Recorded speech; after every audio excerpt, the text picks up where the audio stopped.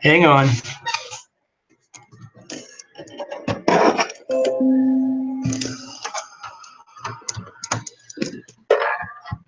Can you hear me now?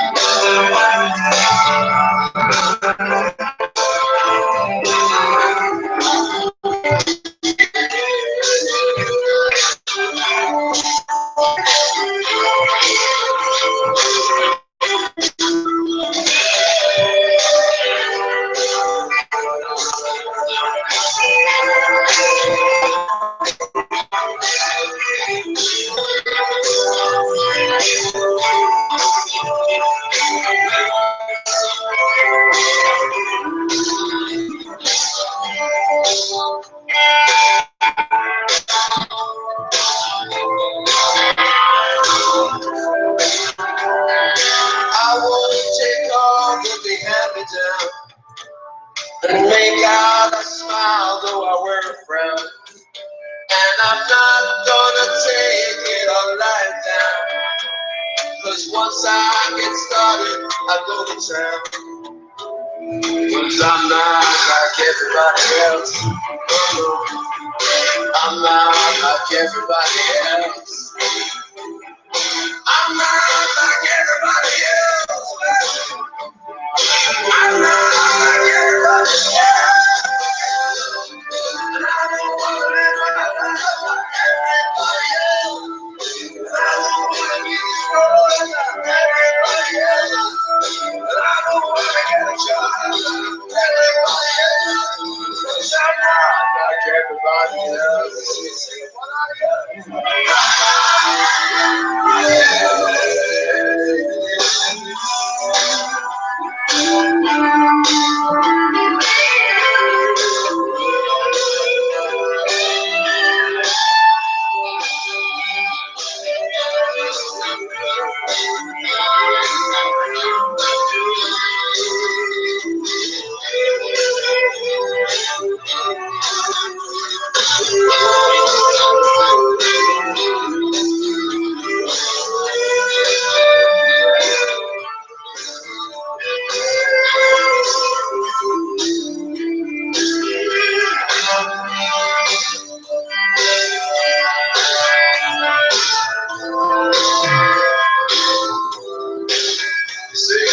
Darling, you know that I love you true.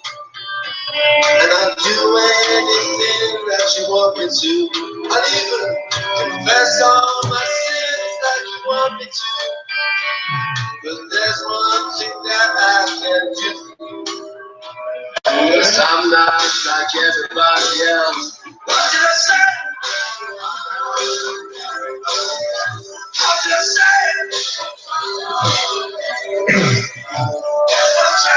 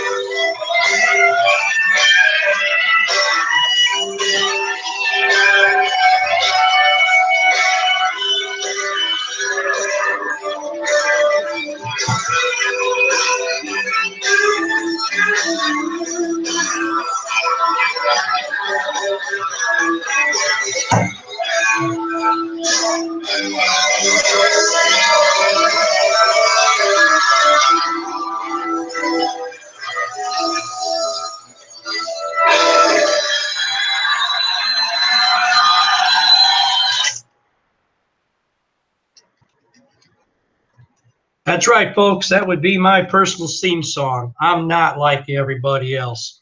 Before we get the show started, I'm going to do one quick tribute song to Malcolm Young, who recently passed. Rock and Roll Hall of Fame legend, co-founder of the fantastic rock and roll band AC/DC.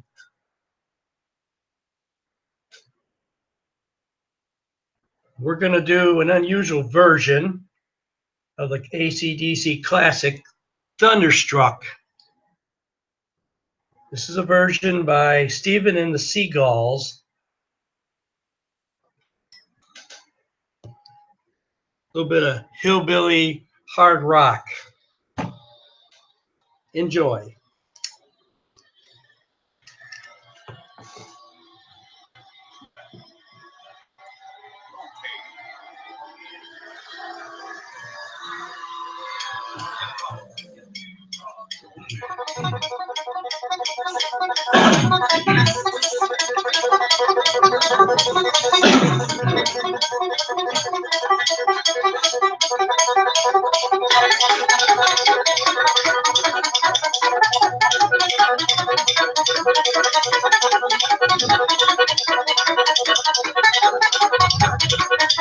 I was stood in the middle of the railroad track, looking around, and I knew there was no turning back. My mind raced, and I looked, what could I do? And I knew there was no help from you. Sound of the drums beating my heart, the thunder of guns tore me apart. You've been thunderstruck.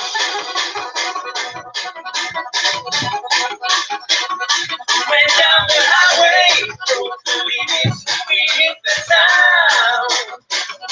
Went to the Texas, yeah, Texas, and we had some fun. We met some girls, some dancers who gave a good time. Broke all the rules, made all the fools, yeah, they blew my mind. I was shaking at the knees, could I come again, please? Yeah, the ladies were too kind. Cupid, thunderstruck, thunderstruck, thunderstruck, thunderstruck.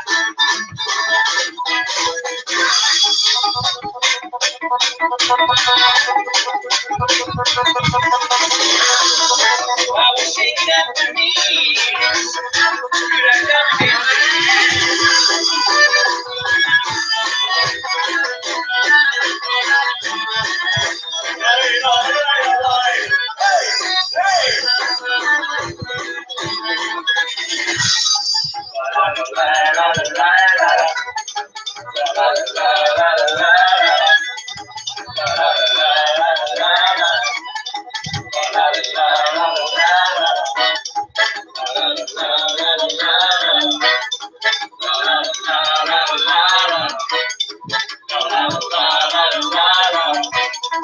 You've been thunderstruck,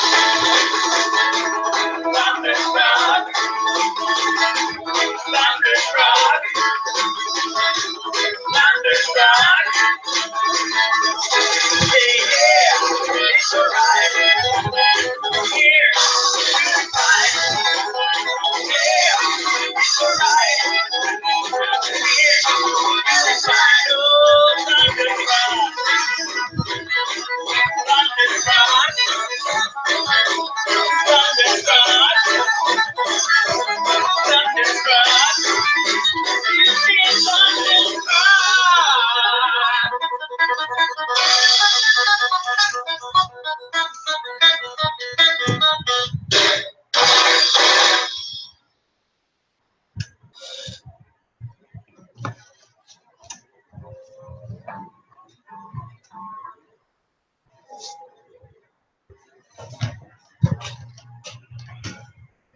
Good evening, everybody. This is Mikey 550 coming at you live from Bacolod City, Philippines with another episode of the Sunday Night with Mike show. Tonight we're going to be discussing 40 years in the Philippines. Yeah, I've been coming here for 40 years, since 1977. Tonight we're going to talk about what's the same, what's different. I'll clue you in just about everything. First, I'm just going to give you a little rundown. We just got back from a Bohol vacation, which is why we did not have our Sunday night show last week. Bohol was wonderful. Stayed at a great resort, the B Grand Resort. Had a lot of fun. Did some great things on the way back. Island hopping, got to see the dolphins, all kinds of cool stuff. On the way back, we stopped in Aslog, Cebu, and did diving with the whale sharks, which is just fantastically awesome. If you've never done it, do it. If you get the chance, by all means, make the time to go down there and do it. It's just unreal. It's unbelievable. You will love it. Let's get right into it tonight. What's changed in the last 40 years in the Philippines? Well, I'm going to give my best recollections. Now, we're talking going back 40 years, and after about 30 years, some of my memory gets a little bit hazy. But there's some things that stand out for me from way back then.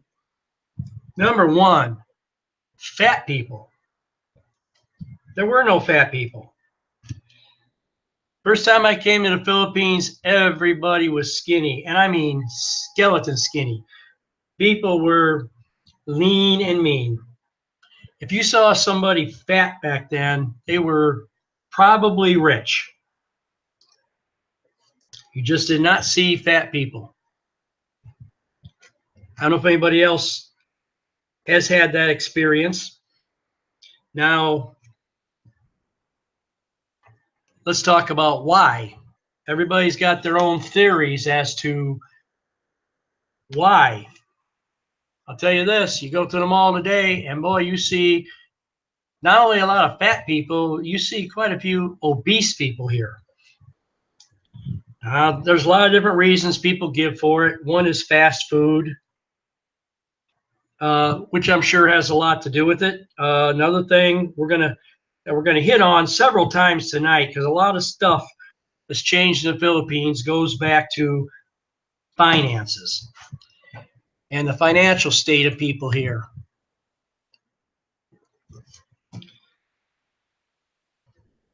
Even though there's availability of fast food like it never was before, if you don't have the money to buy it, you're not going to get fat. People have the money now. So let's bring that up to another thing that we want to talk about. Poor people. Now, when I first came here, I saw lots of poor people. And there's still lots of poor people. But let me tell you, if you're somebody that's just come here in the last few years, your idea of poor people is nothing like poor people as they were 40 years ago. But I will tell you this, even back then, unlike some countries I've been to, you didn't see people starving on the street. Most Filipinos, and this is true yet today, most Filipinos are not out there starving. They're not worried about, they may worry about it, but they find their next meal. The next meal comes from somewhere. Now, where it comes from sometimes can be tricky and problematic, but they get it done. There are people, when you usually see somebody hungry or sleeping on the streets, you know, they're usually in the cities. You don't see much of that out of the cities, and there's reasons for that. I think one of the reasons, if you've ever interacted with any of them, is a similar reason to how it is in the States. A lot of people in the States, actually a huge number of the homeless population. Yeah, there's people that are at work, there's people living in their cars, et cetera, et cetera. But a large number of those people are alcoholics, drug addicts, people with mental problems. Once we closed all the mental hospitals and turned all the people loose on the street years ago, we ended up with a huge homeless population almost overnight. Gee, I wonder why. Well, you see that here too. There's a lot of homeless people in the cities that are just, you interact with them at all or even walk by them and watch them or listen to them for a minute, and you realize that these are not average normal people. These are people with problems. Part of getting to the poor people thing here in the Philippines, you need to define what poor is. And, you know, people in the Philippines think people in America, the poor people in America are rich, according to Filipinos, because most poor people in America have a roof over their heads. They have food on the table. Most overwhelming number of poor Americans have a color TV. Almost all of them have a cell phone. Thank you, Mr. Obama, for those cell phones, the Obama phones. The majority of people that are considered poor, over 50% of those people in the United States are considered poor, have a vehicle. Now, you can't begin to relate that to poor people in the Philippines. Like I said, they think poor people in other countries are rich. But poor, if you only use money and income to define poor, you're not going to get to what poor is in the Philippines. I know I see new vloggers come on and they'll do a video about all the poor people in the Philippines, and it's terrible. The poverty is crushing. Well, no, not really. That's kind of a myth, and I'm here to dispel it. Yeah, there's poor people, just like there is anywhere else. But unlike some places, a lot of these people ain't got 2 pesos to rub together, but they're not starving.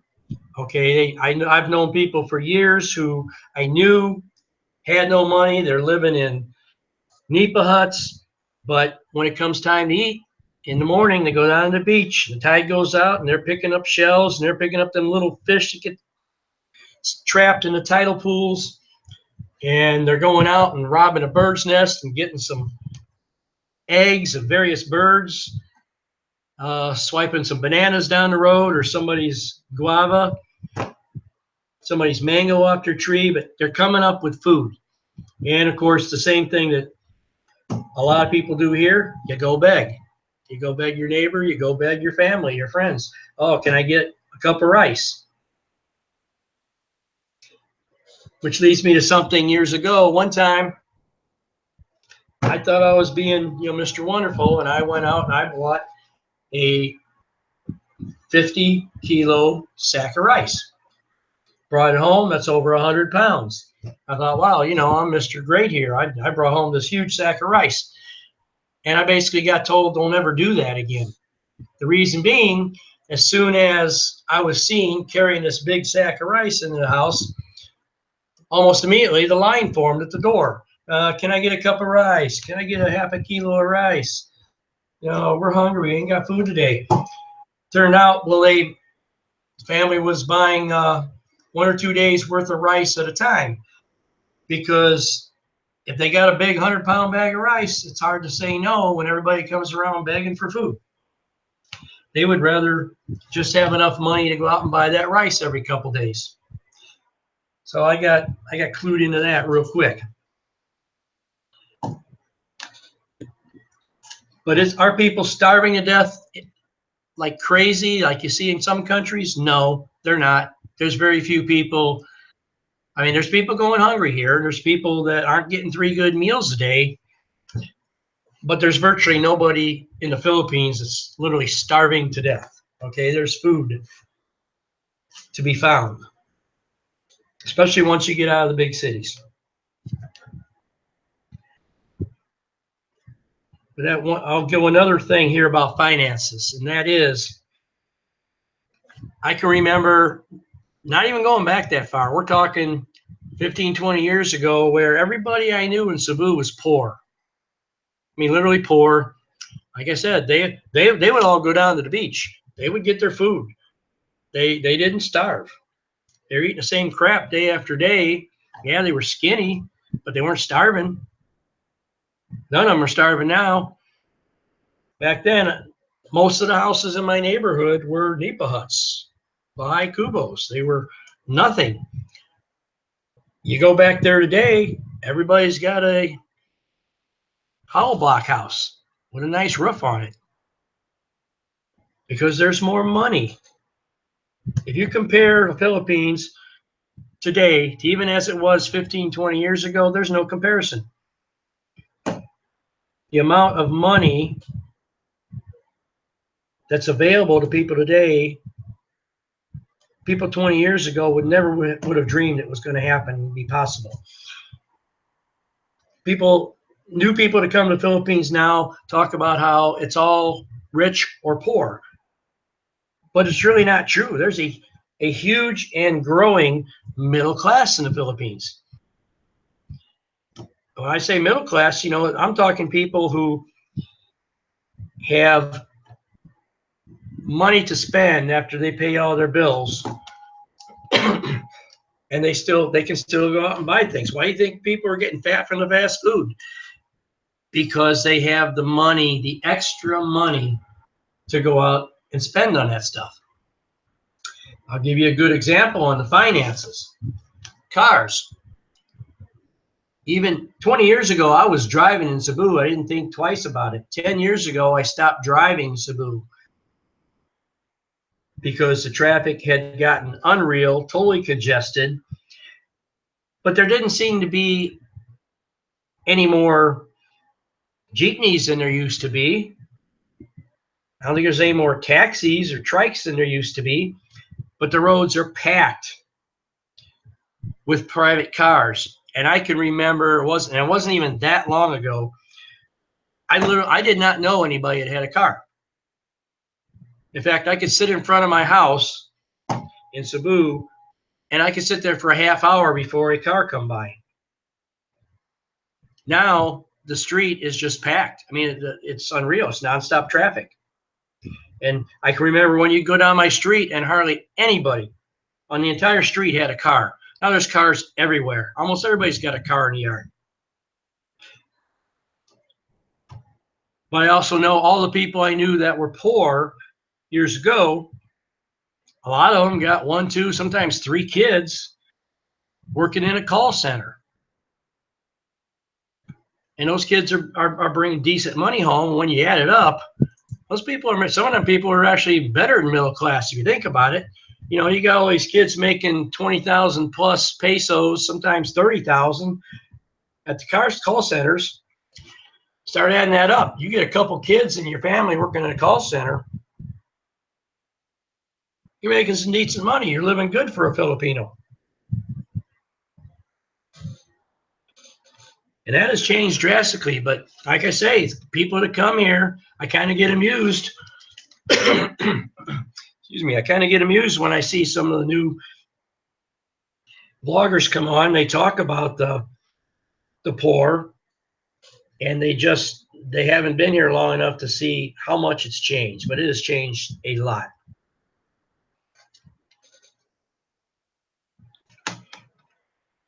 Another thing that's changed a lot is some of the customs, some of the ways you're treated by Filipinos. Let me start off by saying, basically, 40 years ago, Filipinos were very friendly, very smiling people. Very easy to be around, very easy to talk to. Now, fast forward 40 years later, that's something that hasn't changed. Filipinos are unbelievably friendly, hospitable, smiling, in general, friendly to foreigners. So that's a good thing that hasn't changed. Some things that have changed, though, are some of the customs. one example, and I saw a blogger doing a video on this not too long ago, and I got quite amused when he was mentioning the video was on things like Mano Po, Utang na Loob, Amor Proprio, things like that. And it was funny to me because he made it sound like this was like universal, always going to happen. I'll give you some examples. Mano Po. For those of you who don't know what it is, when the kids will walk up to you and take your hand and put your hand on top of his head, that's Mano Po. And I was trying to think when I was preparing for the show if I have ever heard a Filipino use the term Mano Po. I don't believe I ever have. They always use the term bless. That's all. The only way I've ever heard it. It'd be like bless. Like the kids will walk up to you and grab your hand and say bless and put your hand on their head. Or mom will be encouraging the kid and this would be like bless Uncle Mike. But I don't think I've ever heard a Filipino actually use the term Mano Po. Now the term Utang na Loob, the debt, sometimes called a debt of gratitude, which, by the way, does not apply to foreigners. Okay, we don't get paid back. But there again, in listening to this whole vlog that I was listening to, they're making it sound like, well, this is stuff that's written in stone and Filipinos do not deviate from it. Well, I'm here to tell you they absolutely do. And this goes for when people talk about the families always being tight. Well, compared to countries like the United States, they are, yeah, sure. They're much more family oriented. But you would be amazed how many Filipinos will do whatever they can to get out of their familial obligations. I know Filipinos that have literally moved to other islands, especially when they've started making money. They'll move away, sometimes even move to another island to get away from all the relatives and friends, because everybody once you got money, they want to borrow it. They want you to help them, whether it's food or help them with some pesos or whatever. And you'd be surprised how many people will do what they can to get away from that. And it includes the kids. Everybody thinks, oh, the kids, they stay with the family and they give all their money to the family. Well, that's traditionally true. And it's still probably largely true today, but much less true than it was even a few years ago. A lot of the kids now will get a job like in a call center and they get the hell out of Dodge. They'll go find a place, get a place with some other people and get far enough away from home that people can't be bugging them for food. Another thing has changed. I don't know if you'd really call this under customs, but when I first started coming to the Philippines, one of the things that I noticed right away was that people didn't say please, and especially didn't say thank you. With the exceptions, thank you was like just, I never heard anybody say it hardly. You would hear it if you were sometimes in Manila or say Angeles or someplace where there was a large foreign influence. And back then it was mostly American foreign influence. Sometimes you would hear it, but in general, the service, like when you went to a restaurant, was at best indifferent. That's changed somewhat. You usually get a smile now You didn't always get that. You often didn't get that in the past. You do now. Most restaurants, you go to the mall. I'm trying to think if I've had somebody recently that didn't smile and chat me up when I walked in the restaurant. They're very friendly, very smiley. So they have learned a little bit about customer service, but I do say a little bit. For example, today we were at the restaurant in the mall. I ordered bottomless lemonade with my meal. Every time I hit the bottom, there's nobody coming around saying, hey, do you need a refill? You got to search out someone for your glass, because they still are, whether it's getting coffee or lemonade or whatever it is, don't expect them to come and check for a refill. It's usually not going to happen. So they go along to go here as far as customer service. Thank you now all the time. And not just in the mall, I mean on the street, whether you're in the market or whatever. Used to be you pay your money and walk away. Now virtually everybody says thank you. So that's something that's changed a lot. English language, has it changed? Oh yeah. I can remember when even 20 years ago, man, it seemed like everybody says, oh, everybody speaks English in the Philippines. Well, yeah, sort of, kind of. Although there's still a huge number that won't, even if they know it, because it's kind of like it is with me. I know a lot of Tagalog, but I'm like the Filipinos. When I go to use it, I got a nosebleed. And they're the same way when they speak English. There's a lot of them that actually, if you get to know them and you realize they actually understand a lot of English and they can verbalize quite a bit, but they're just not comfortable with trying to speak it.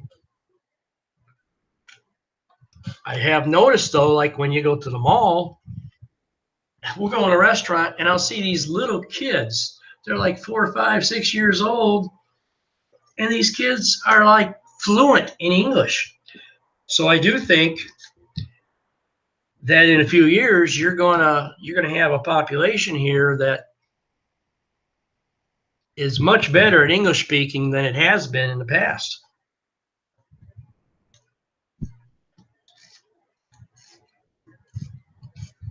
Speaking of kids, I'm trying to think of when Halloween became a thing here.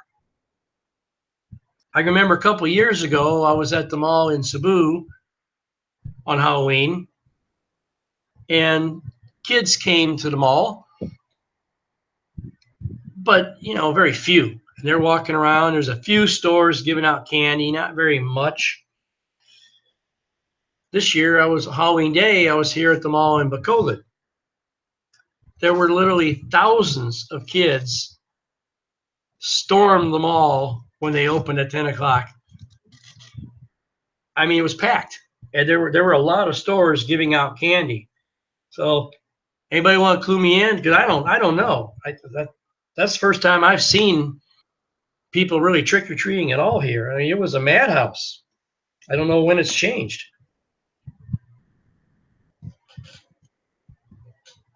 Another thing that's changed a bit is religion. Yeah, I know everybody's going to say, yeah, Philippines is a Catholic country. Yeah, it is. Because most people call themselves Catholics here. Although about 5.5% of the population is Muslim. And different religious groups are making some serious inroads here. The Mormons, Seventh-day Adventists. You see a few Baptists now and then, a few other things.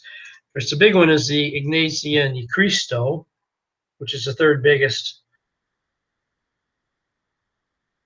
religion in the Philippines. I guess they would consider themselves to be Protestant, although part of their creed is that every other church is wrong and they're the only way to salvation. When I was in Cebu, I'm trying to think today if I've ever seen a Mormon church. And I think there's one up on the way to Tops, maybe up on the high road on the side of the mountain there. I think there's a Mormon church up there. I think it's the only one I've ever seen in Cebu. Well, the other day we took a bus from Dumaguete back here to Bacolod. And literally every podunk village we went through had a Mormon church. We also saw a lot of Seventh-day Adventists and a couple other Protestants, but the Mormons were just everywhere. You spot those easily because just like the Iglesia Ni Cristo, if you've seen them one, you've seen them all. Every one of their churches got the same architecture and the same paint scheme. And the Mormons are the same. They build their churches exactly the same.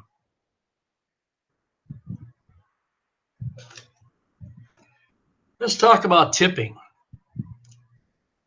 Outside of a few American enclaves, 40 years ago, nobody tipped.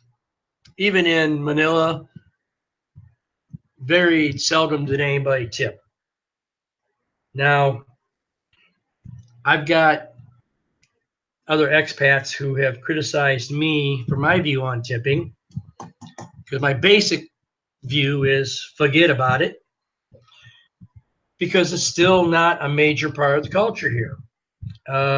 I know my girlfriend thinks I overtip. Well, now I pretty much let her decide the tips, and they get very little. Oftentimes, they get none at all. But I don't think we need to come here and create a culture of tipping that basically didn't exist here. And I find it amusing. People criticize me and basically say I'm a cheap Charlie for not giving good tips. And yes, these are some of the same guys that'll say, oh, you come to the Philippines and you need to be one with their culture. Well, tipping is not part of the culture here. Another thing that people disagree with me on is my attitude towards beggars. I generally do not give money to beggars here.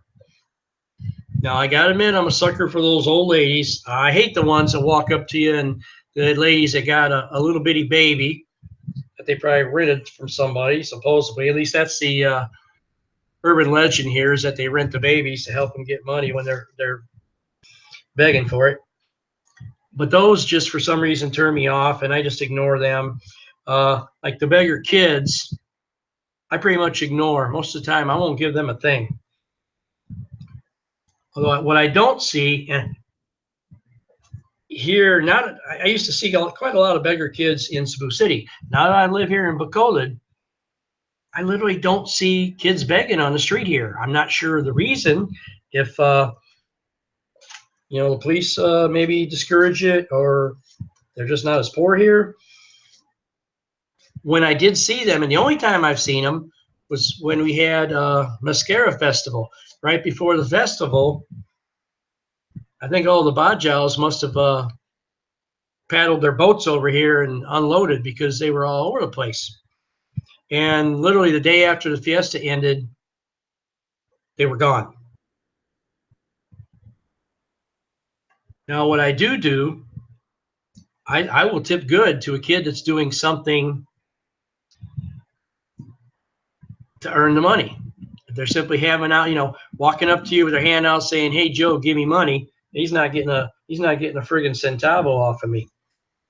But the kids that are helping you park your car or get out of your parking space, or, for example, the kids that we were over at Lona Beach, and these kids come with these little homemade guitars, and they'll belt out a little song. Some of them are actually pretty good. And they'll do a little song or something like that. Yeah, they're going to get some pesos from me.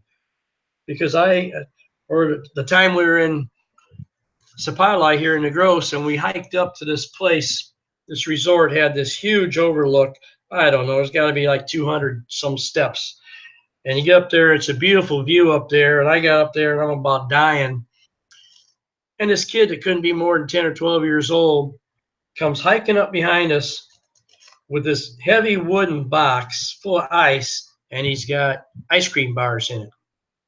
I was dying for something wet and cold. So I actually paid the guy double what he was asking for his ice cream. But I thought, man, this little kid humped all the way up to the top of this thing to try to make a couple pesos off of me. So I rewarded him. I don't reward people who do nothing.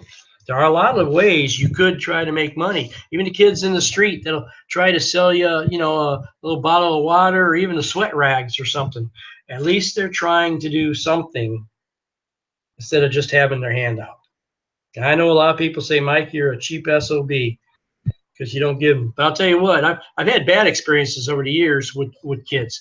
I've had more than one occasion where I've handed money to a kid, and 10 seconds later, I literally have 30 kids surrounding me, reaching in my pockets, trying to get money from me. And you just gotta put an end to that. Another thing that's changed, hasn't changed much. A lot of people don't like my opinion on this either, and that has to do with Filipinos having tattoos. Now, we know the men here, a lot of them have tattoos, and they have had for years. This is nothing new with the men.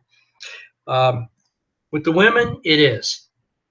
Now, 10, 15, 20 years ago, if I saw a woman with a tattoo, I figure there had to be about a 95% chance she had worked in a bar, because that's where they get them. Well, nowadays, it's changed, but still, probably 95% of the people who have well, probably more than that, of the women who have tattoos either worked in a bar, or for some reason, the girls from the squatter areas will often get tattoos now. They didn't used to, but I see that a bit now. But normal girls from normal homes, you just don't see tattoos. You still don't. You'll see, I mean, I've seen emo girls here and whatever they call the girls that painted their nails and their hair and everything black and wear black and got all the piercings. There's a few of them here now, and some of those have tattoos. But tattooing still is pretty much forbidden here.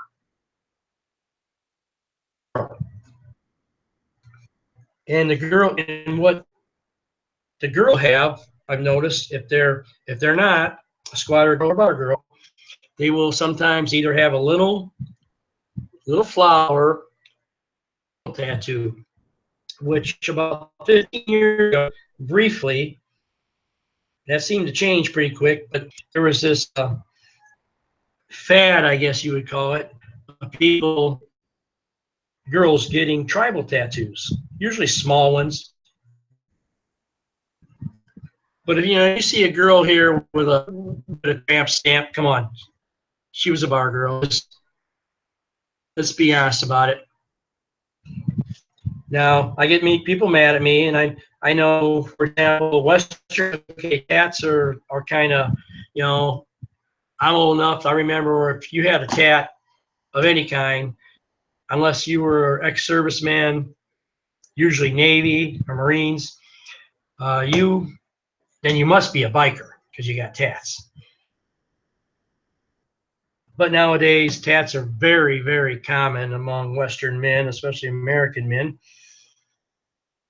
And I have seen Filipinos in the States that got tats because their husbands got them. And I think sometimes the husband encourages them to get one. So I don't want to promote the idea that every girl, every Filipino that has a tattoo is or was a bar girl. But I still go by my opinion that most of them were, or they were at least from the lower financial rungs of society. And I think, and if you're coming here to meet a girl, will tell you two things. If a girl has a tat, then she overwhelmingly was either from area or had worked in a bar. And do you really want to go looking for either one of those? I wouldn't. So that's one way you can still kind of weed out some people. Another thing that I'll tell you hasn't changed, Filipinos agree to everything. The old thing when people tell you, oh, you know, I asked directions, and usually it's Diritso, just go straight. Because just like it's always been, Filipinos do not, this is part of that amor proprio thing, Filipinos just don't like to admit they don't know. It bothers them. They want to feel helpful, and they want to, it's just part of their culture to tell you the wrong direction, even when they know they have no idea where it is you're trying to go. You know, we Americans, we don't think twice about saying, hell, I don't know where that place is at. But you seldom will get a Filipino to tell you that. I got a question for anybody in the chat here. I see we don't have a lot of guys watching right now. I had picked this night and this time slot because I didn't want to step on any toes and get anybody butt hurt, but apparently everybody else is jumping on this time slot now. So I don't know. I might have to rethink this. I got a question for anybody out there that might know. Good morning, Big Kevin. Oh, and good morning, Wes and Chris. Graham always said hello to. JD Orca. For any of you guys that might know the answer to this, who've been around the Philippines for a while, I was looking for some intro music, and I could not find it. And this is some music that I've listened to many times. Now I wish I had downloaded it and saved it. And the intro song I was looking for tonight was a song called Everybody Calls Me Joe by Neil Selman and the Mactan Band. They also did a song called I Saw You with Indai and a few other songs. And all those songs used to be cataloged on Mactan.com website, which was managed by the Banana Moon Cantina that used to be in Mactan. And they really had great food. My daughter has eaten there a few times. She said they had Tex-Mex food. She said it was fantastic Mexican food. She never thought she'd find anything like it in the Philippines, and she would go back there time and time again to eat. Well, Neil Selman, I believe, was the owner or partner in the Cadillac Cafe, which was basically a nightclub and restaurant in Mactan for quite a while. And then it folded up, or there were rumors as to why it folded up. I won't discuss them. Anyway, I went to look for this, and I believe somebody told me that he also had an interest in the Banana Moon Cantina, which closed up after Cadillac Cafe did. I want to say a couple of year or two after that.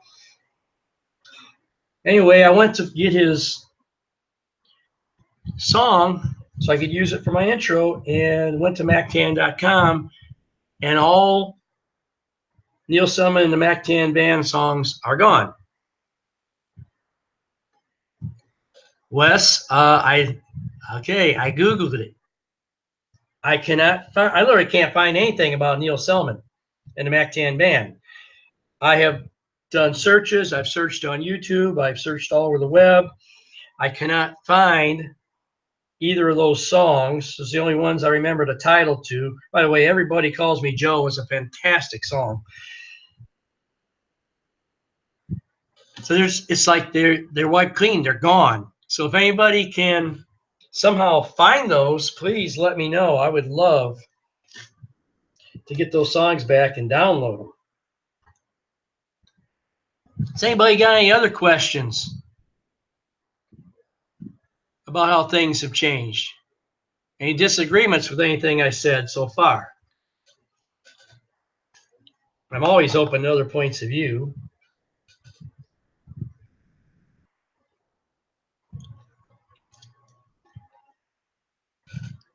And I've kind of gone through my list that I had made up here. I didn't have a lot of time to get this arranged because we had just gotten back from vacation. But does anybody have any other topics they'd want me to weigh in on? With the caveat that this is a no drama channel and we do not discuss other vloggers or other channels.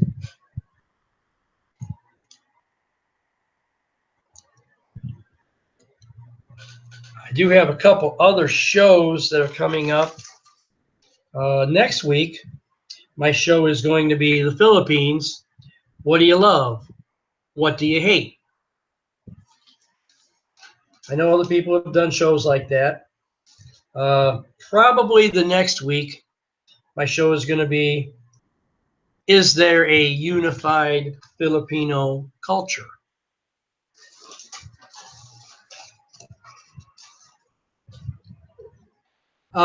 Graham, the song that you're talking about, I know which one it is. It was covered by a ton of people, including Paul Anka. Yeah, it's not the same song.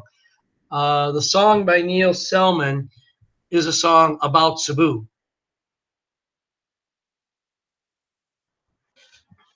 Totally different from the one that I found that all over when I did a Google search and on YouTube, but that's not the same song. Anyway, I'd really like to find that guy's songs again. JD Orca says, Mikey 550, what do you think caused the change in mentality of Filipino women since the 1980s? JD, in what respect?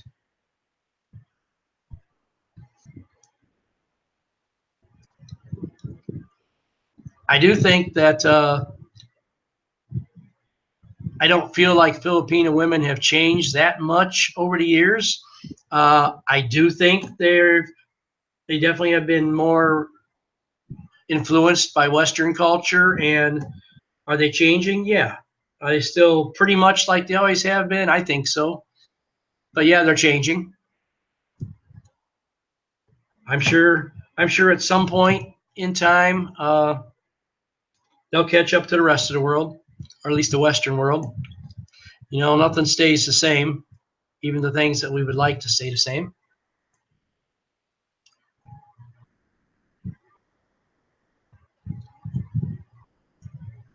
As far as the one way the mentality has changed, they're definitely smarter than they used to be.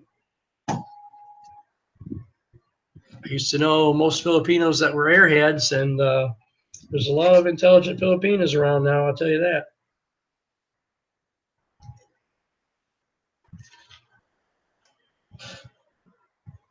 As far as the tattoo thing goes, you know, when the Spanish came to Cebu, anybody that's familiar with the history knows about Antonio Pigafetta, which is a guy that was with Magellan. He was an explorer and a chronicler, and he did the journal for the trip. And he wrote in his journal that he called the people of Cebu Los Pintados, which meant the painted ones, because he said the men and all the women had tattoos all over their bodies. So at one time, yeah, every girl in the Philippines had a tattoo, and it didn't mean she was a bad girl.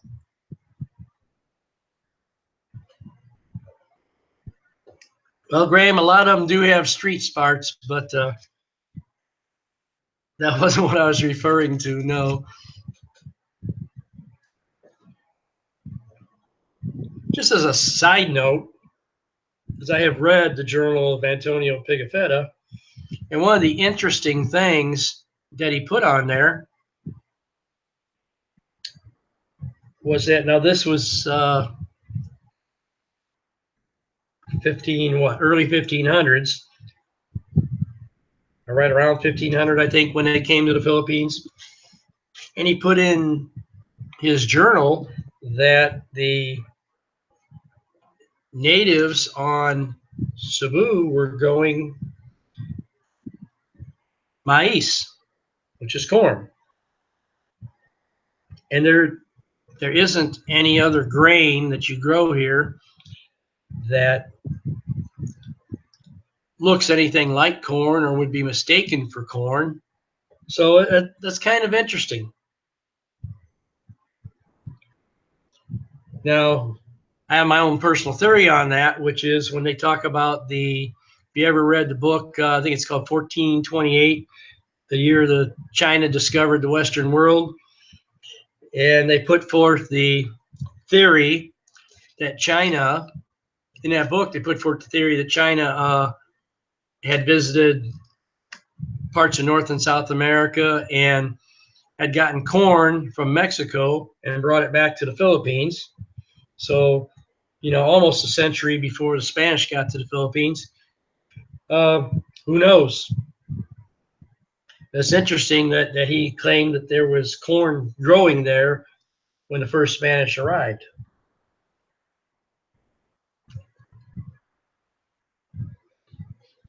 Well, another side note, when I was talking about cars earlier,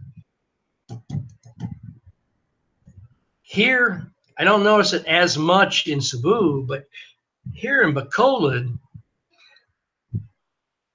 there are new car dealerships just going up everywhere. But there's a lot of money coming in here. We have a lot of call centers now, they're employing thousands of people. But what I'm seeing is I'm seeing very few new cars. They're all SUVs and big trucks. No, where are all these people getting all the money? Even if you're working in a car center, how do you afford one of these cars? Now, somebody was telling me recently that supposedly a lot of car dealers now are giving pretty loose credit. Now, I don't know how loose it is compared to the States. Generally when you borrow money or have any kind of installment stuff here, your interest rate is not what I would consider reasonable. So I just wonder how many of these people are actually able to afford or eventually pay off these cars, or they all eventually get repoed. I don't know. I'd like to know. Graham, they're buying them. There are new car. There's a new Chevy dealer just opened up within the last month, just down the street from me, and there's some others being built. We have probably 8 or 10 or 12 car dealers around town here that have been built in the last 1 or 2 or 3 years. I mean, they're all brand new looking places. And you know how you build a brand new looking place here, unless you totally maintain it, it doesn't take very long until it starts looking grungy. So these are basically new places, and they're selling the crap out of these trucks and SUVs. I don't get it. But, Philippines is, everybody here is poor, right? Yeah, right.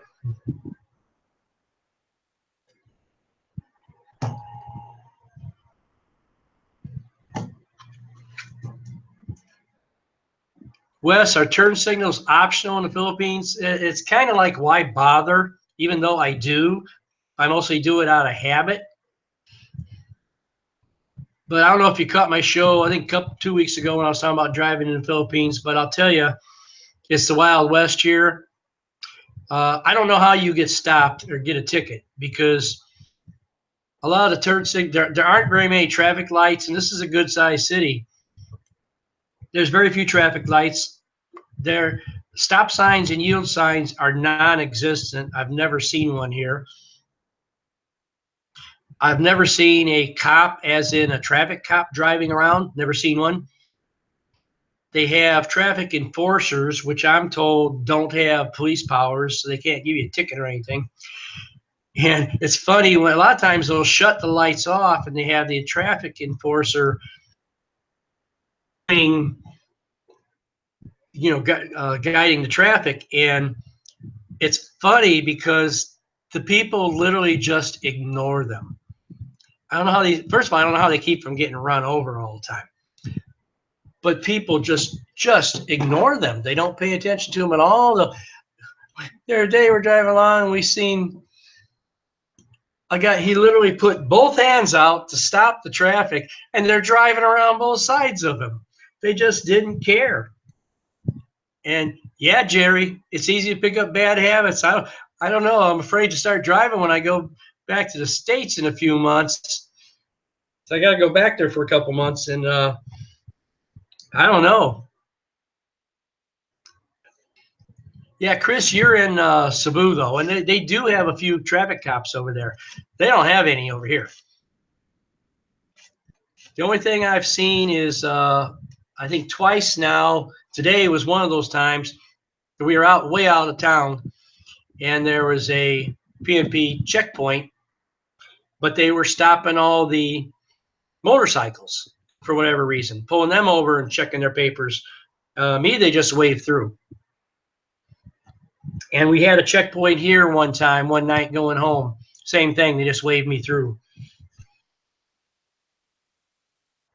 But what are they going to do? These traffic enforcers are not going to chase you if you just drive around them and keep going. The basic way you drive here, I was telling Jerry this when he was on the show, you have to drive full-blown Filipino. You have to forget everything you knew in your own country, and you drive like them, or you're not getting anywhere. You're just going to sit. Because you pull up some of these major intersections in downtown Bacolod, sometimes they don't have a traffic enforcer, they don't have a traffic light, and you come up to it and you look both ways real quick and floor it. And if somebody's coming, a lot of times you cut them off, and if somebody's ahead of you and they're like already into the intersection, you run up onto their bumper and hug it and stay with them, because if you stop, then once that cross traffic goes, it might be a long time before you get a break again. So you just go. And I've seen people with the stop lights, and sometimes I've set at the light and I couldn't go because 15 cars have kept on going after their light turned red, and they didn't care. And my light already went through the green and back to the red. And sometimes I actually sat there and had it go cycle 2 times through before I got a break and I could go. So when you get a chance to go, you just go. And the other thing I want to point out to anybody that hasn't driven here before is this. Very important. In the States, there's courteous drivers. There's no such thing as courteous drivers in the Philippines. They don't exist. If you try to drive like a courteous driver, you don't last very long. But one thing we do in the States as a courtesy, you're at an intersection and somebody flashes their headlights at you. That means they're being nice and they're telling you to go ahead and go. In the Philippines, when they flash their headlights, that means I'm going, get the hell out of my way. Very important thing to remember. It's something that could get you killed if you didn't know it.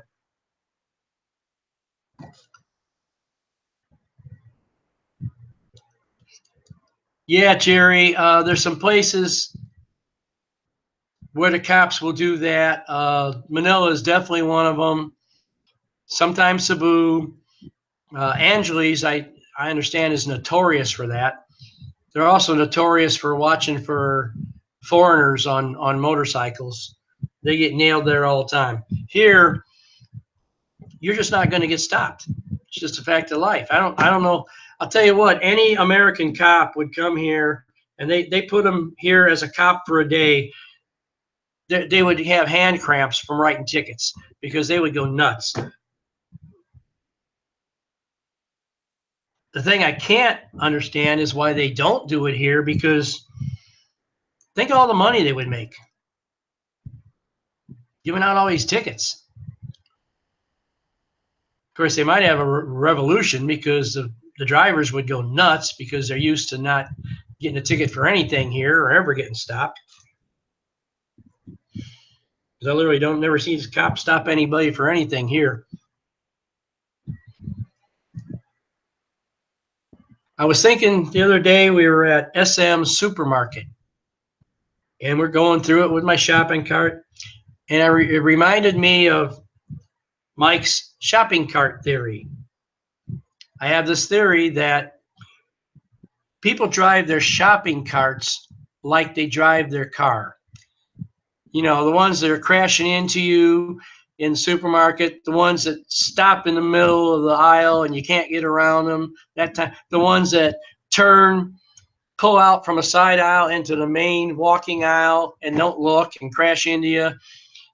If you follow them out to the parking lot and they're driving, I bet you they drive their car the same way.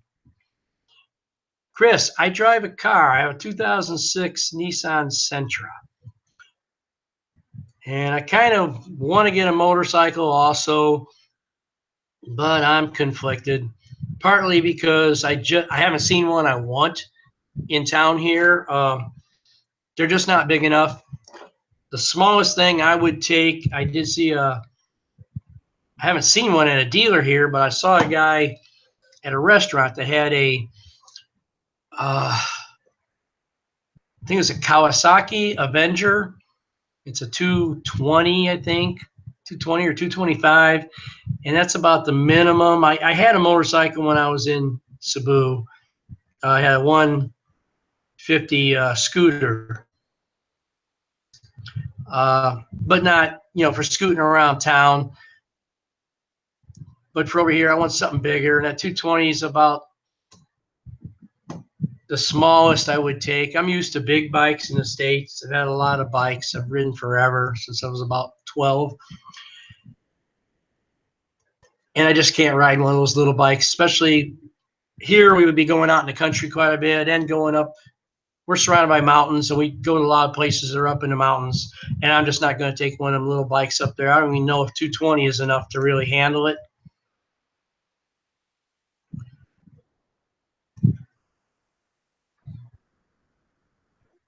But I kind of still want to get one, so we'll see. Now, you can get big bikes here. I mean, you can go to Cebu and buy a Harley. There's a Harley dealer in Cebu and a Harley dealer in Manila.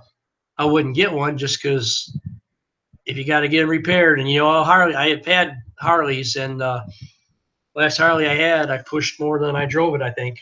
I'm not a fan of Harleys. But getting them maintained and getting parts for them has just got to be a total bitch, and I wouldn't have one here. You can, for example, the Honda dealer will order you you can get like a Honda Shadow. You want to pay the bucks because they're not cheap here. But you can get almost anything from any of the dealers as long as you want to pony up the money. Ren, what did you walk into? You walked into a shit storm. We were just talking about you. But now I got to stop. Dang. Bye, Kevin. Have fun at church. Kevin goes to the Mormon church. And speaking of those Mormons, I was saying about all these Mormon churches we got here in Negos. And yet on Sunday, I never see any people at any of these churches. So I'm not sure what's up with that. And maybe I just drive by when they're all inside for worship service. I'm not sure. But I never see anybody around them. Well, we're talking about a lot of stuff, Ren, but you got here late, dude. But we'll talk about anything you want to talk about. Anybody that's got any ideas? I'm about done with what I was talking about. If you have any questions about how things have changed here over the years, feel free to ask. That's what we were talking about tonight, was the last 40 years, how things have changed.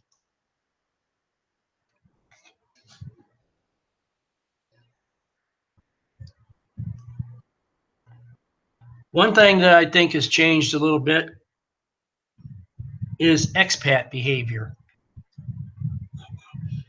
I've known 40 years is a long time, and I've just met, I say dozens, but I've probably met and known hundreds of expats over the years.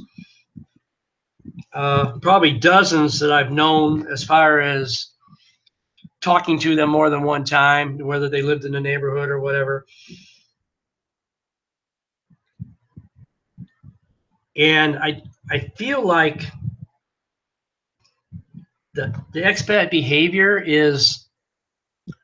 has gone downhill. It's taken a real slide. And I always say this, the 3 words every expat needs to remember was this, actually there's several words, but the first one is respect, respect, respect. Treat everybody with respect here. I don't care if it's a bar girl. You know, you treat them with respect. You treat all people with respect. Doesn't matter what they do for a living. You know, as long as they're not being an idiot to you, treat them with respect. One thing I've noticed with expats is the dress. Where's the dress code? And what is it with Cebu? Of any place I've been in the Philippines, I can go to the mall in Cebu and I see expats with dirty shorts, ragged, holy t-shirts that I wouldn't use for washing my car. I would throw them in the garbage.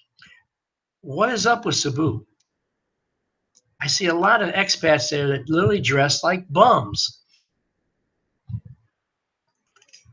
I haven't seen that here in Bacolod. But I was talking about on my first show about the Bacolod expats. It's a totally different group of people here.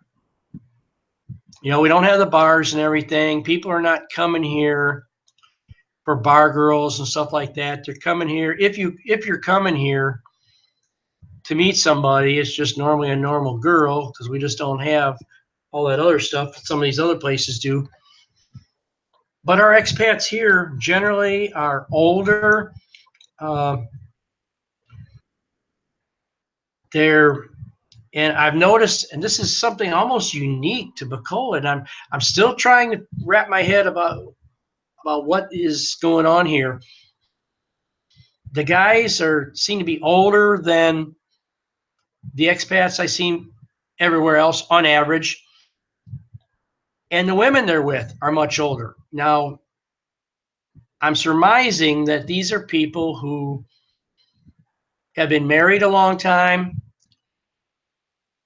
And I think they're either visiting here or they live here part of the time, or I think a lot of them, because I see a lot of the same ones at the mall, so I think a lot of them simply live here full time, and maybe they've moved here from here. And I do see some expats with kids, but not a lot of that. Most of the ones I see with kids, they're kids because a lot of them look mixed, but they're older. You know, you see, they're not little. I don't see a lot of expats in baby strollers like I did in Cebu. And the other thing that I've seen very little of here, who are old, you know, like the 65-year-old guy with a 20-year-old girl. Haven't seen much of that here. We're just in Bohol, and we saw some of that, but not a lot. Actually, most of what we saw in Bohol was Koreans. They've last time I was there was in 2015, and Bohol has changed a lot, and there's stuff just going up everywhere. And the last time I was there, I don't remember seeing very many Koreans. This time, the resort we stayed at was just literally infested with them. It was pretty much all it was Koreans. And the same thing going on to the beach, and we saw some backpackers and a fair number of foreign couples where they were both foreign, and usually older. We saw quite a bit of that. Then we, when we left Bohol, we took the ferry over to Oslob to go swim with the whale sharks. Like I said earlier in the show, if you haven't done it, do it. It's a fantastic experience. After Oslob, we went to Dumaguete because I'd never been there, and we spent the night there, and we went out to the they call the boulevard, the boardwalk, and all we saw in Dumaguete was very old men with very young girls. That seems to be all there is there.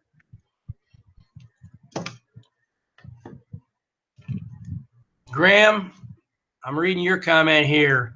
Perhaps they're just ordinary folk who want to live a quiet life. Actually, yeah, you're like right on the money there. You know, everybody talks about, and I talk about it too, a lot of the expats and yeah, JD, I know what you're saying. There are a lot of dysfunctional people here. There really is that come here from other countries. But I still believe that the vast majority, especially the married expats who are here, the vast majority of them, you're never going to hear them. You're never going to hardly see them because a lot of them live out in the out of town, or they live, you know, they're not frequenting the bars. They're not hanging out in the bad areas. They're not getting drunk. They're married, maybe got kids. They're living their life quietly. And unlike, you know, we talk about this stuff on YouTube. First of all, I'm willing to bet you that the vast majority of expats in the Philippines aren't even on here. They don't pay attention to YouTube, any of this stuff, any of the drama, any of that stuff. They're just living their lives. They're enjoying themselves, living nice, quiet lives. I really believe that.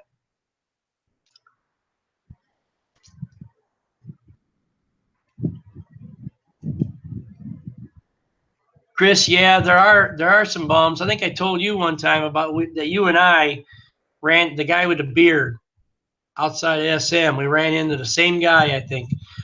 And I think he had the same story. Wasn't that the guy that had the story about his something was wrong with his Social Security check and he hadn't gotten it yet? And I mentioned that was like a year or so ago. I mentioned that to you because you said something about it in a video. Yeah, I've run into a few of those. I've had more than a few over the years. I've had a number of people come up to me and either I've had them just flat out beg me for money.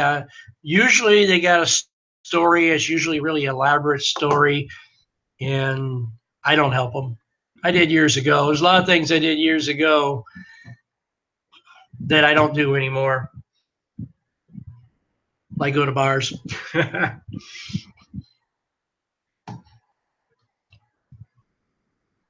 But I do think things are changing. I think although the Philippines has always seemed to attract a certain degree of lowlifes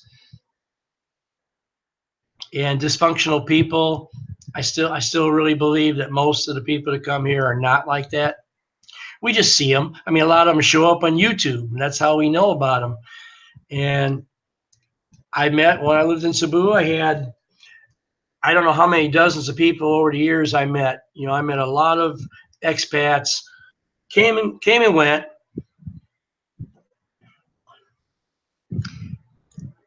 And a lot of them were interesting. Most of them, I'm kind of a loner most of the time anyway, and so I'm not real sociable. Avoid hanging out with expats.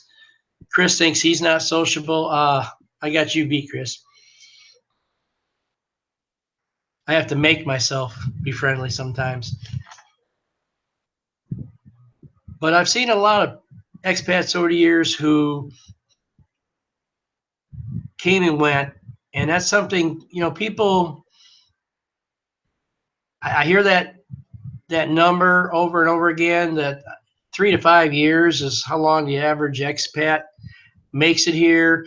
And I was telling somebody recently that I really don't think it's even that long. If it is, it's like closer to the 3 number than the 5. I saw a lot of people come and go, and they'd move in, and then before you knew it, they're gone for different reasons. Occasionally, things didn't work out with a relationship. A lot of time, probably most of the times, the guys just simply couldn't live with what you deal with here on a daily basis. And I'm always telling people, one of the things you got to have to survive in the Philippines is a very good sense of humor. And the other thing I thought of the other day that I would add to that is, if probably most of you know it and have read it, what's called the Serenity Prayer. God grant me the serenity to accept the things I cannot change, the courage to change the things I can, and the wisdom to know the difference. And I think if you follow that and you have a good sense of humor, you have at least a good chance of making it here. Graham says, why do you think 3 to 5 year thing applies? Well, I think it's just because that's how long it takes people to burn out. There's people. I was watching I don't mention other people's names here, so I won't, but I was watching another vlogger the other day, and he was talking about the people singing at night with the karaoke and how it drives him crazy. And yeah, and I know that's one of the things that in my neighborhood bothered a lot of people, because back then there was a lot of people that did karaoke sometimes almost all night long. And that's one of the things that drove people nuts. And you got the burning leaves every night. And where I lived, that was a common thing. I mean, you couldn't escape it. It was everywhere.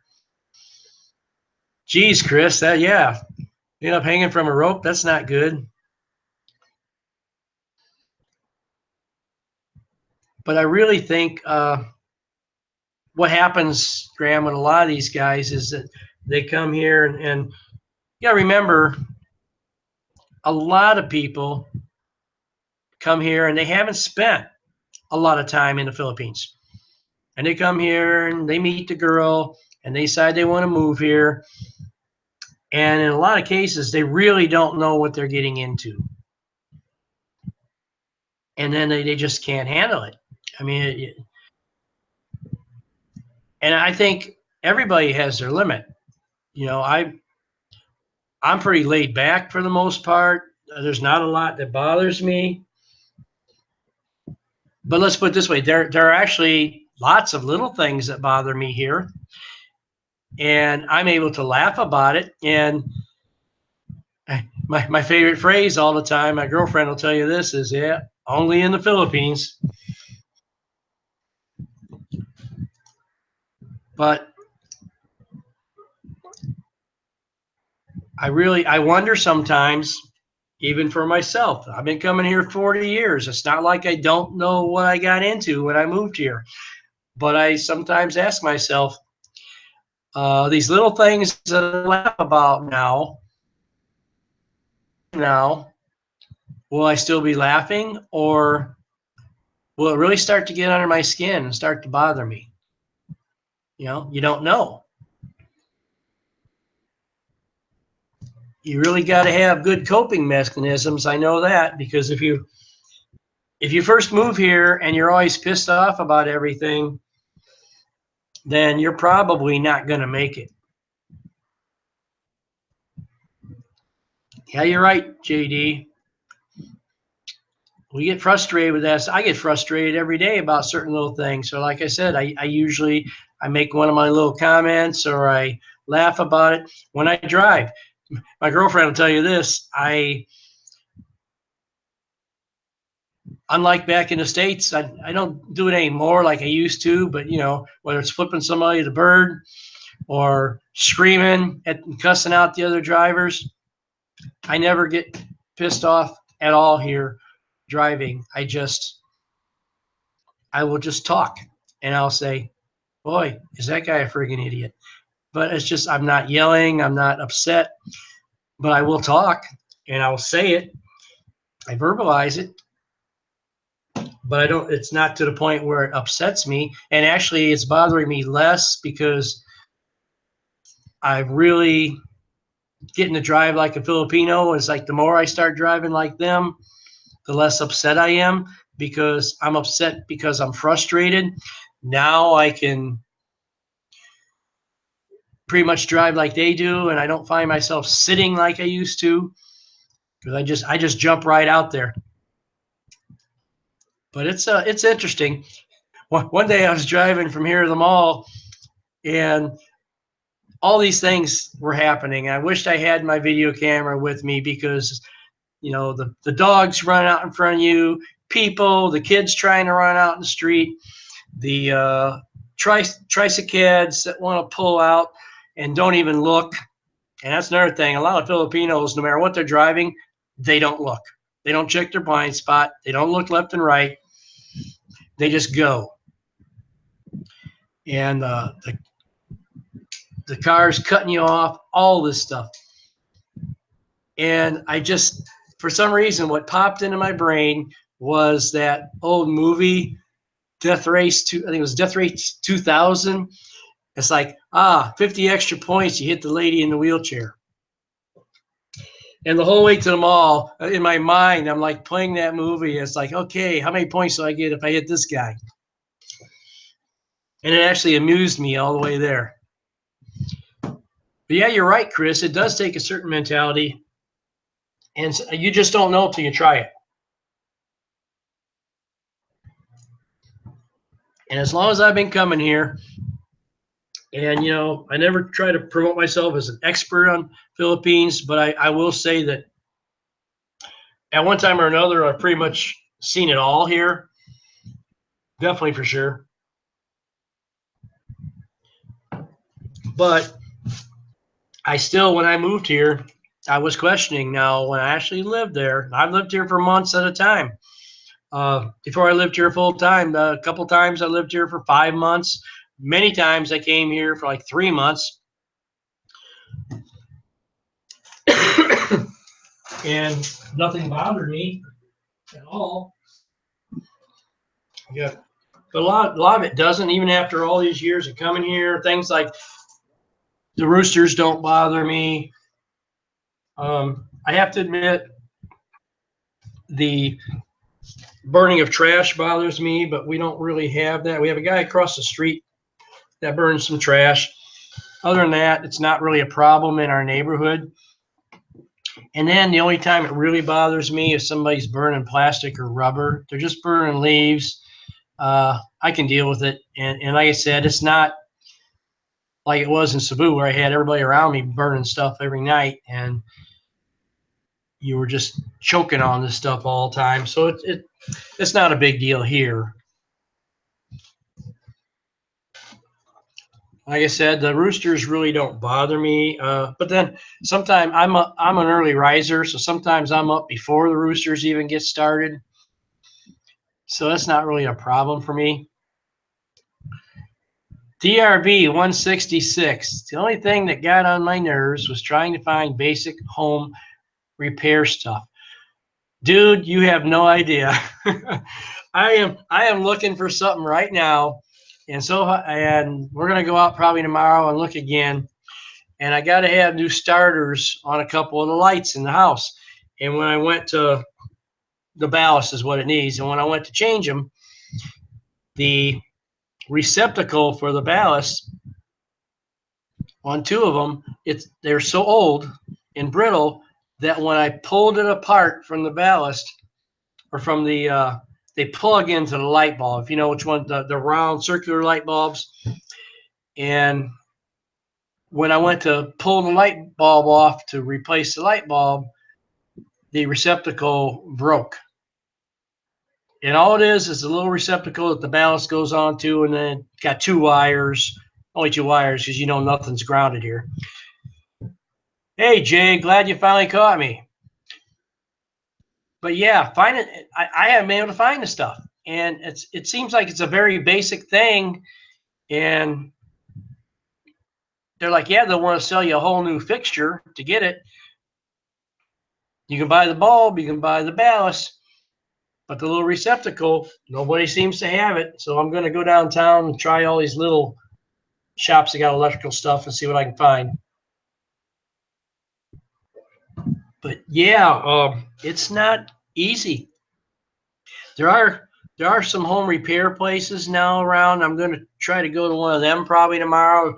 We have one here called Home Depot. Surprised they haven't gotten sued yet. It's not part of the real Home Depot. But I thought I'd go check them out because I'm sure they have an electrical section. Do I have a handyman? Chris? Yeah. His name is Mikey. I know how to fix everything. It's just finding the parts. But I think you mean, yeah, do I have somebody that can steer me where to find them? No, not really.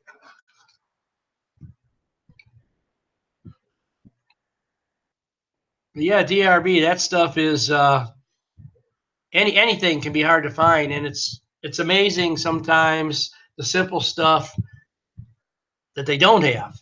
Even you go, they got an Ace Hardware's. Every mall's got an Ace Hardware, and I'm often amazed at what they don't have.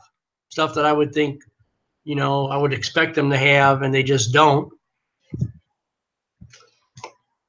But sometimes it's a challenge finding little bitty things. I found several things that I eventually found I had to look and look and look for, and sometimes you find stuff in weird places. You don't always. You'll find stuff. For example, today we were buying.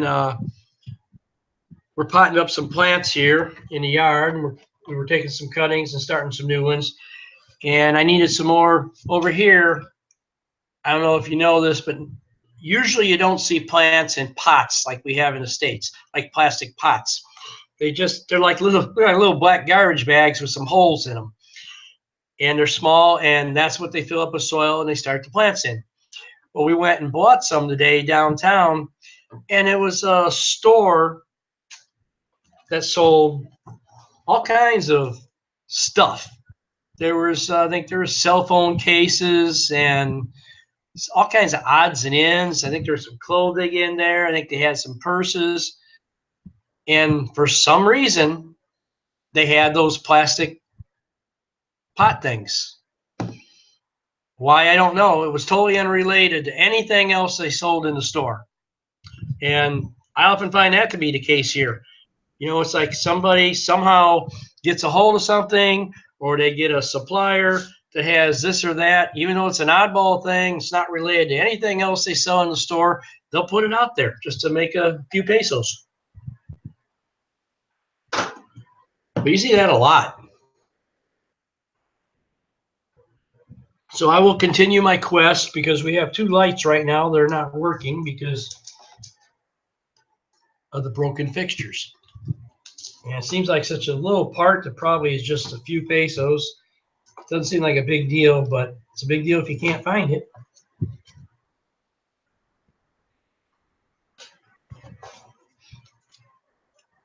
Well, I guess nobody's come up with Neil Selman and the Mactan band yet. I'm still hoping somebody comes up with that. But Everybody Calls Me Joe. I really want to get that. That was a fantastic song. I really want to get it again. I think I might have it downloaded on my computer in the States. When I get back there, I will look, but that's a few months away. I hope I do. I might have downloaded it on there. I'm really hoping. I wondered, how does something like that, everybody says if you put something online, it's there forever. Well, somehow, assuming it's Neil that probably did it, I mean, he's literally wiped his existence off of the internet and YouTube. I'm not sure how you do that, because you would think it's out there somewhere.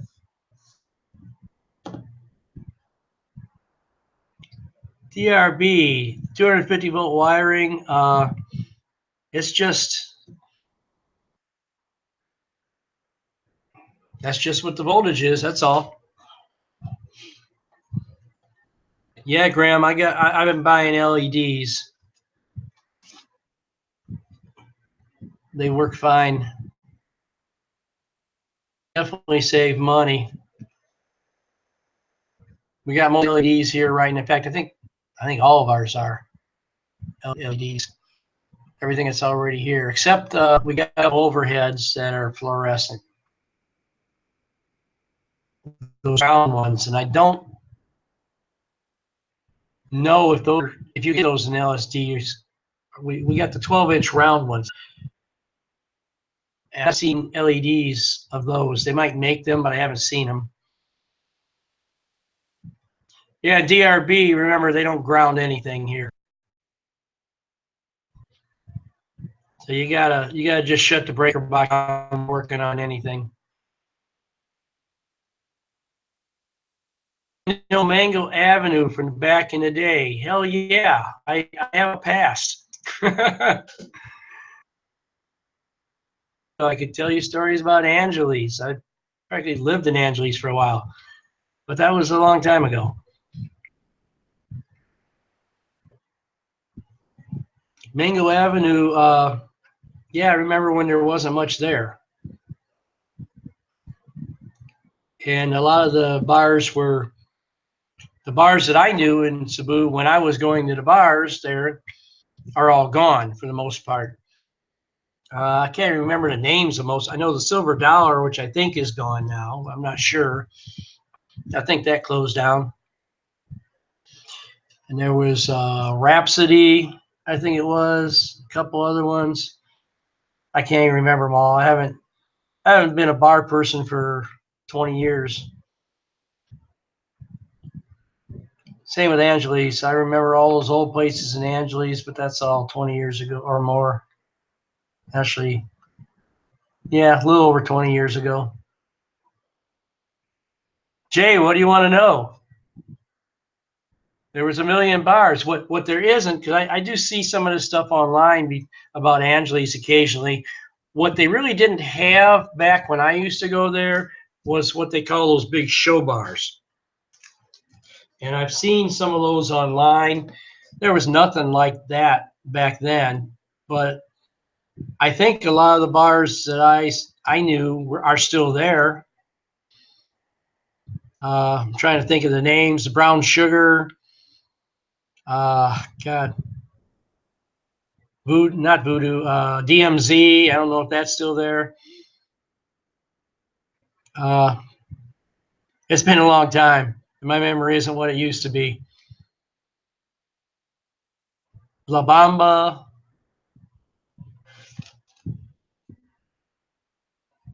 Oh, I doubt it's, Jay, I doubt it's any different, except back when I went there, it was still, that was back before the Koreans and Japanese were there. It wasn't much of a Korean presence 20 years ago, not like there is now. And they certainly didn't own much back then. I guess from what I've heard and read, they're buying bars now and stuff. And there was a Korean section, what they call Koreatown was there, but from what I've heard, it's a lot bigger than it used to be. There just weren't that many Koreans or Japanese back then. They were few. You'd see them, but there were few, not like the big groups you see now. And mostly Americans and mostly Australians back then. And there were some Europeans, but not that many. I'd say the vast majority of people I ran into there were American and Australian. But I think it's different now. I think there's a lot of Europeans there now. But you know, part of the time I was there, they still had the base there, and that was interesting. Back when the GIs were there, it was mainly Air Force. Man, I think I'm trying to remember. My memory fails me a lot these days, but I think at the peak they had about 18,000, I think, airmen based there. After Vietnam, it dropped down a bit, but I think that was about the number, around 18,000. Because you imagine back then, I guess, well, one of the things that's changed in Angeles since then is that a lot of those side streets were packed. I mean, there was a lot of bars, and most of them were small, but there were a lot of bars. You gotta have a lot of bars to handle 18,000 guys. But there's a lot of little bars. But it was interesting. If you ever been, well, I know Jay's been in the military, and you know how it gets if you're in a country where you can drink, and you know how GIs can get. I don't know how it is these days. So when I was in, man, we could get drunk and stupid and be fighting and tearing up bars and just getting crazy. And it was certainly that way when I was in Angeles when the military was still there. There's a lot of people getting out there being drunk and stupid every night. And you think the expats are bad? No, the military was a whole lot worse. In fact, I'd say that overall they made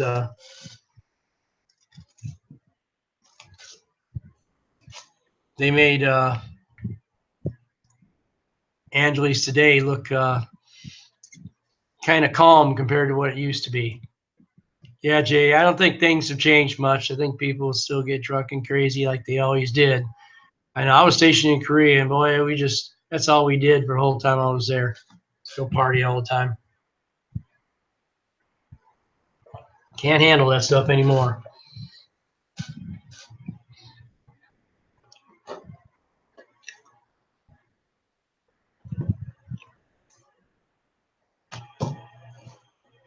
I'm reading up here and scrolling back up here. I see Graham said if they stop paying for a hosting site, it's eventually going to close down. Graham, what were you referring to? Something to do with that thing I'm looking for?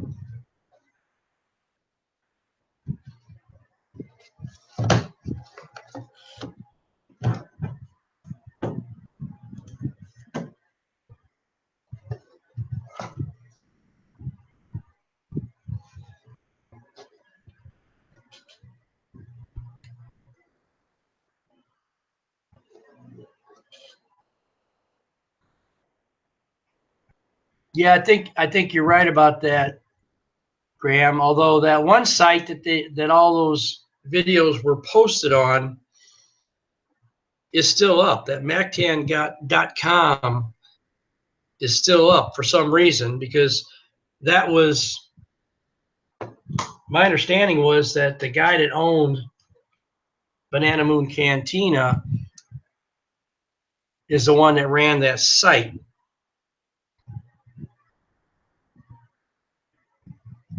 And that's gone. So the site's still there, but the canteen is gone. So I'm just not sure what's up with that. You would think you would find something. All the searching I've done here, and I can't find a thing.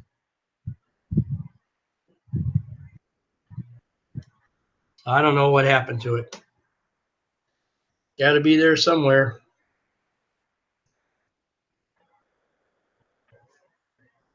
Hey guys, I'm about to end the show here. Has anybody got any more questions about how things have changed in the Philippines? And you guys that got here late.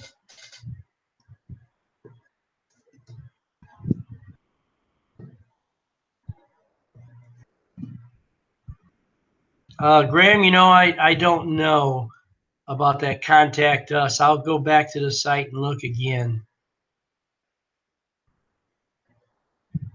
And ask, and I'll send them a message and ask if they have any knowledge of where I could find that song. I found I found a handful of leads, and they all turned out to be dead ends. There were a couple of music hosting sites. One I think was IRCT or ICRT. And I got on it, and it actually listed the song, but then it won't let you do anything with it, because when you try try to use it, then it won't let you. It says it's no longer listed. Okay, Graham, yeah, I'm going to take off too. It's time to end this show. My next show next week is going to be 9 p.m. next Sunday. And our show next week is going to be on the Philippines. What do you love? What do you hate? Even though we covered some of that tonight, I'm going to have a pretty big list to go over. All right, I want to thank everybody for joining me on the show tonight, and hopefully I'll see you all next week. I'm going to give you a little outro song here to end the night. See you all next week.